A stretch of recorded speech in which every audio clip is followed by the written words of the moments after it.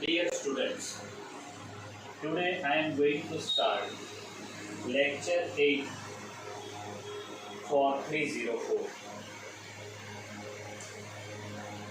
First I want to explain you that there is no barrier of units in this paper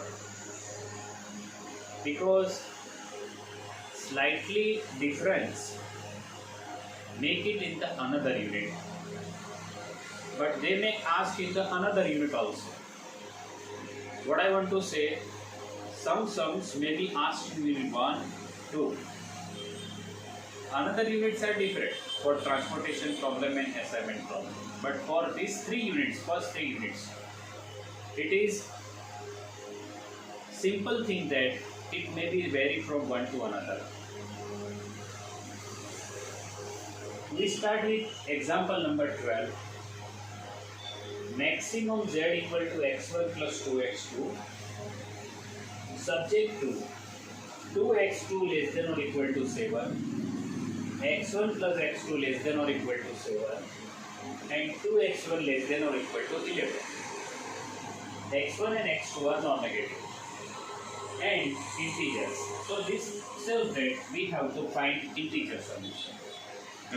So without wasting time, we start first we start with the usual simplex method and just understand that whether there is a non-integer part in the solution or not, and if it is non-integer part, then by procedure we find the simple solution or by cutting plane method.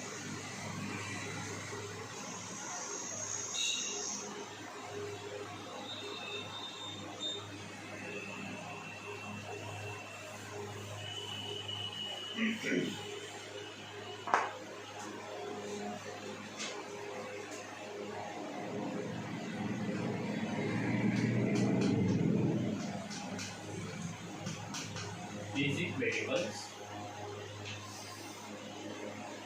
CV X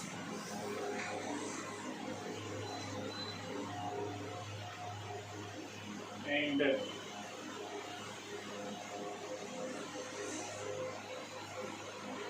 plus S1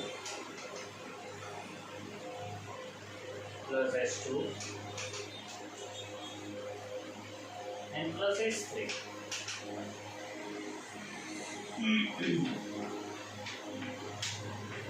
S1, S2, S3 are select variables.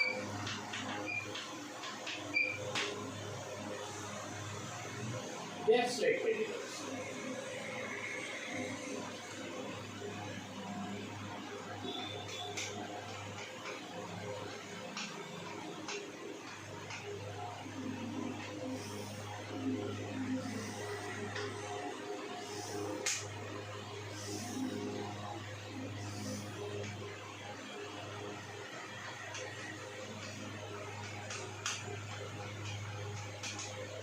Minimum positive ratio,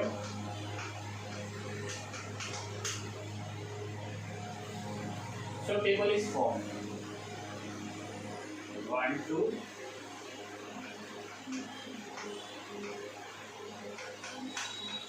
these are cost coefficients.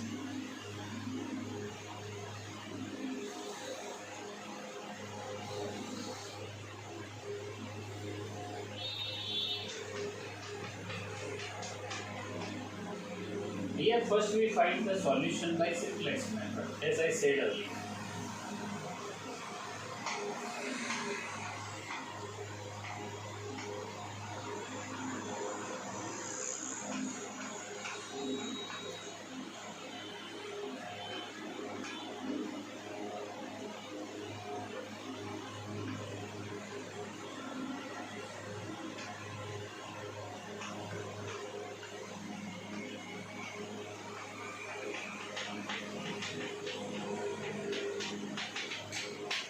Delta J, that is CD xj minus C.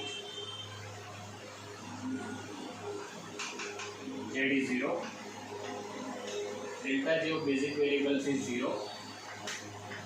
Minus 1 and minus 2. So this is most negative.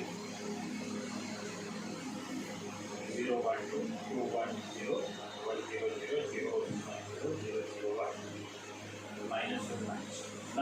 7 by 2, 7, and this is infinity. So minimum one is 7 by 2. So this is key element, and I want 1 there. x2 is inside base and s1 is outside of base, and therefore right now we divide this equation by 2. So it is 7 by 2, 0, 1, 1 by 2, 0, 0. We want 0 at both these places. For that, we subtract these two.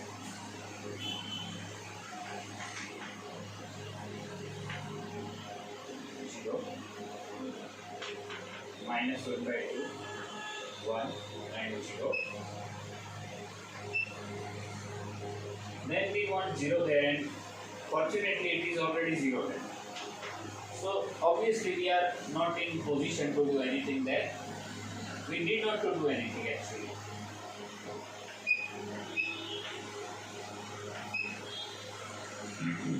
Now we complete the table by putting the required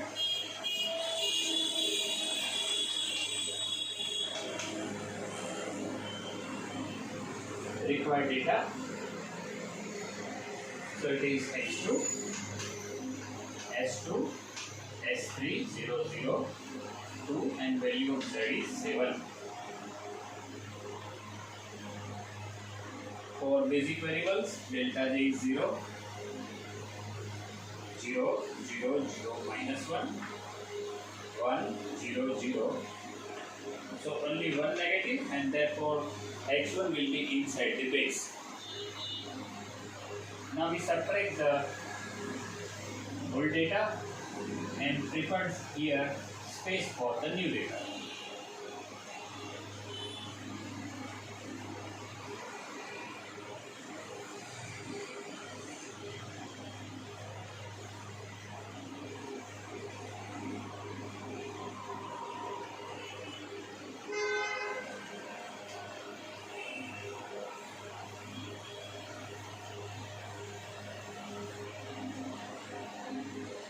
Now here, xb upon xa means this is infinity,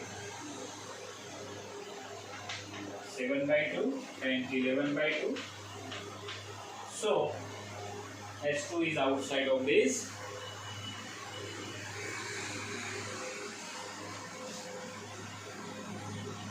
Seven by 2, 7 by 2, 11, 0, 1, 2.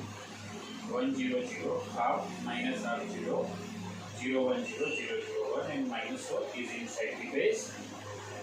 Now S2 is outside of base, and therefore this will be the key element. But we required 1 there, and fortunately it is 1 there, so we need not to do anything there. 7 by 2, 1, 0, minus 1 by 2, 1, 0. Then I want 0 at both these places. 0 already there, 7 by 2, 0, 1, half, 0, 0. I want 0 there, so multiply this by 2 and subtract from this. Multiply this by 2 and subtract from this means it is 4, 0, plus 1, minus 2, plus 1. So it is x2, here it is x1 and s3. 0, 1 and 2, value of z 7, 14, 21 by 2.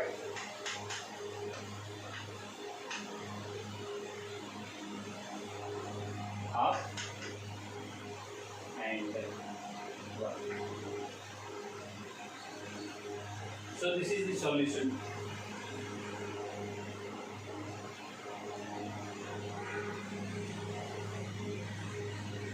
So for the further calculation, I have to change the data, means I have to change this table and prepare myself for the Vomoris constraints.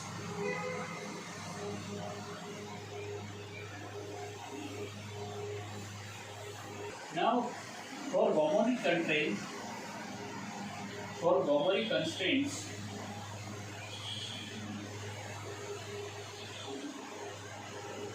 we don't require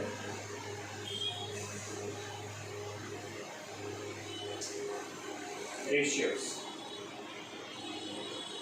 So I add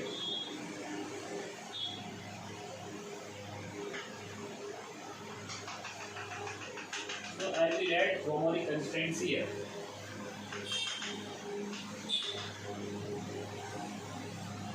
G1,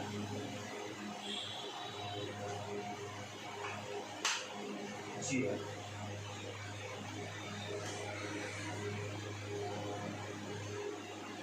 So this is 0.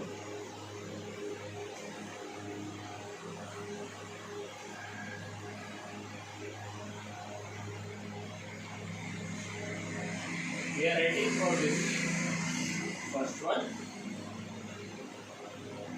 Minus 1 by 2, 0, 0, 0, 1, 0, 0, minus 1 by 2, x.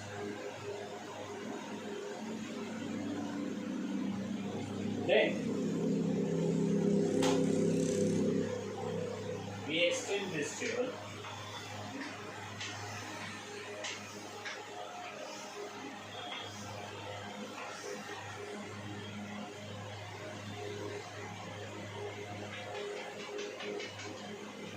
But we can't say that this table will stop at this point.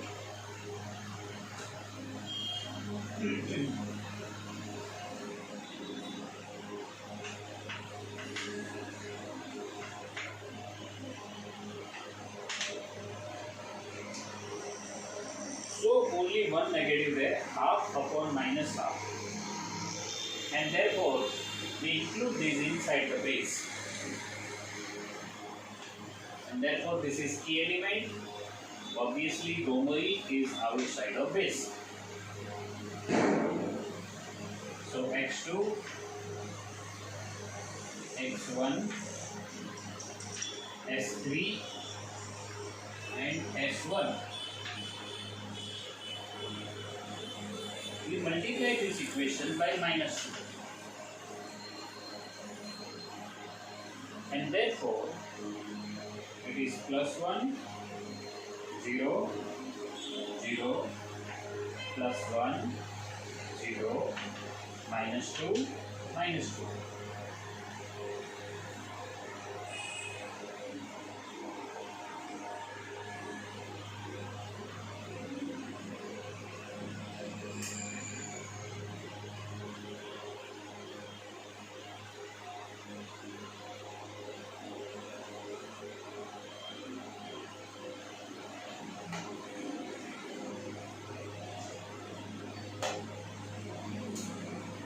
And due to that, this is it.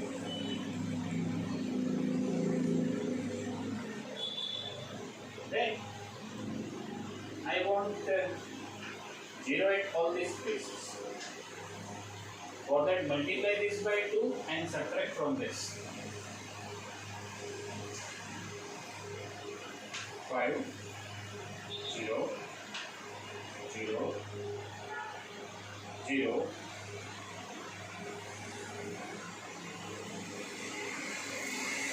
Multiply this by 2 and add in this. Hence it is plus 3, 0, 0, 0, minus 2 and 1.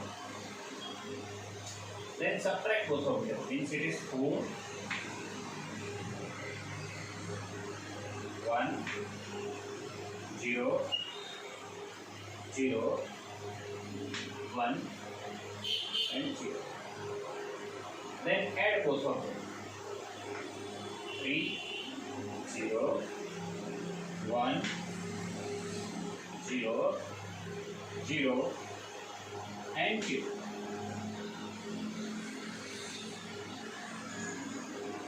For this one, we leave the calculation that we have to do. What we did here, we multiply this by 2 and add in this one, means it is plus 2.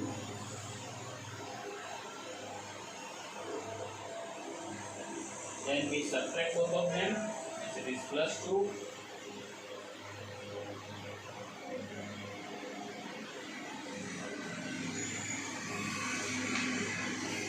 And we add both of them.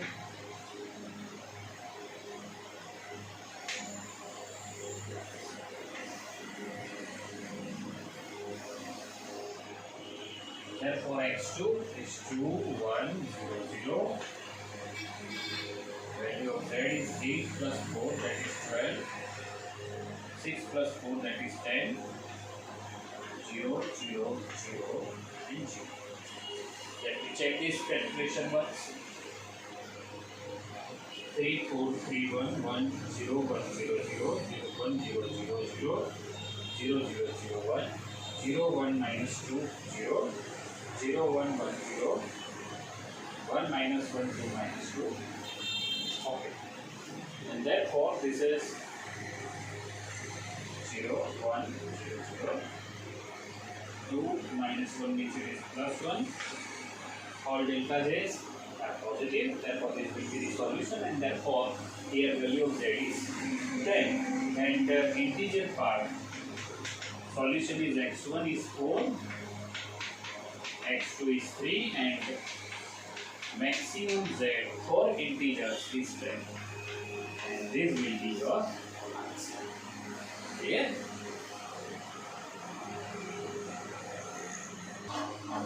Okay friends, I have few minutes more to explain you something within few minutes. Here the question is that define a convex set. Prove that the intersection of two convex subsets of Rn is a convex set, and there is extension of this question: is the union of two convex subsets of Rn is convex? So first we have to decide. First we have to define, not to decide.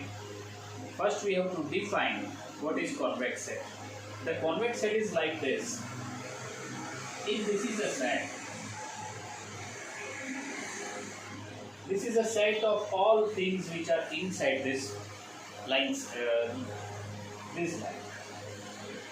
And if we choose 2 points, any 2 points, this one and this one, and if we draw the line segment between these two, if that line segment will be in subset of the region which is covered by the line, this curve, or say for this line, then we say that it is convex.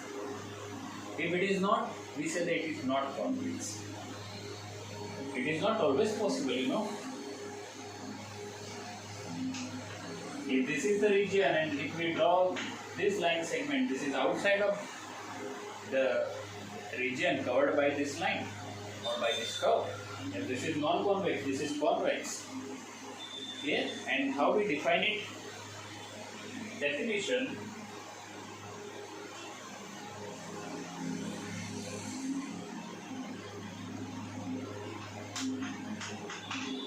Definition.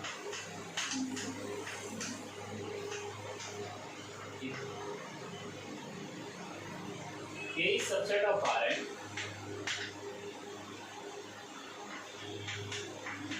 X1, X2 belongs to K. Implies X in K if X equal to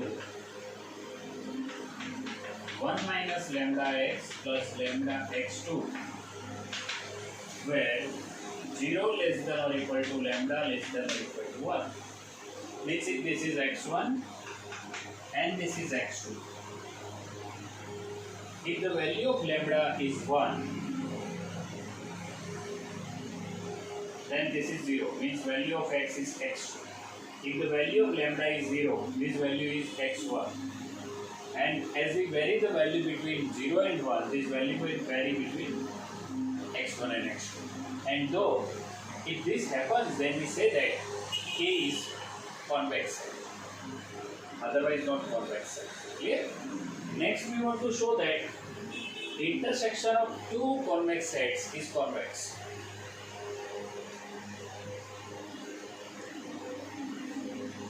So for that,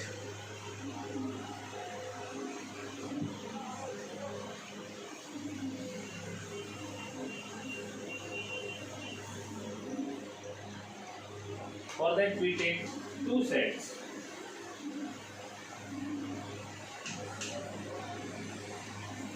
Intersection of two convex subsets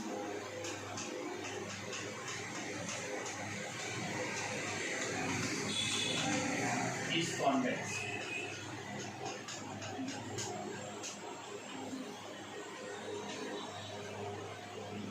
For that we took 2 points. Two convex sets K1 and K2 are convex.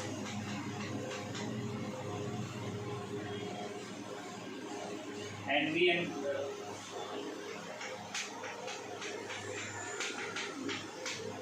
if their intersection is not phi, at that time I chose 2 points there, let's say x1 and x2. Therefore, x1 and x2 belongs to K1 and x1 and x2 belongs to K2. If it is phi, then there is nothing to do. Okay? Therefore, 1 minus x1,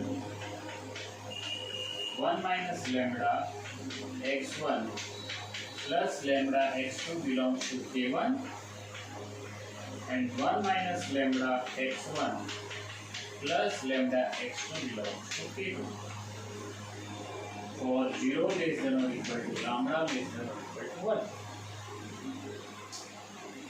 1. Therefore, 1 minus lambda x1 lambda x2 belongs to K1 intersection K2 because it belongs to both, and it is true for 0 less than or equal to lambda less than or equal to 1, and therefore this is convex. But what's about union?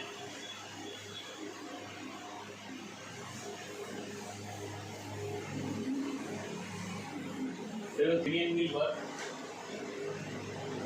Do you think union will work?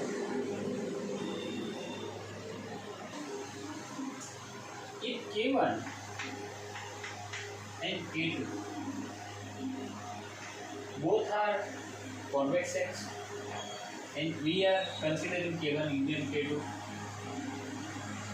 if K1 intersection K2 equal to phi, then this is K1 and this is K2. Say I choose x1 here and x2 there and draw this line between these two. Is it in union? No, it is not. Means if they have the empty intersection, means the intersection is phi, then such sets will not be convex sets. With this note, I conclude my lecture here for this lecture. Thank you very much.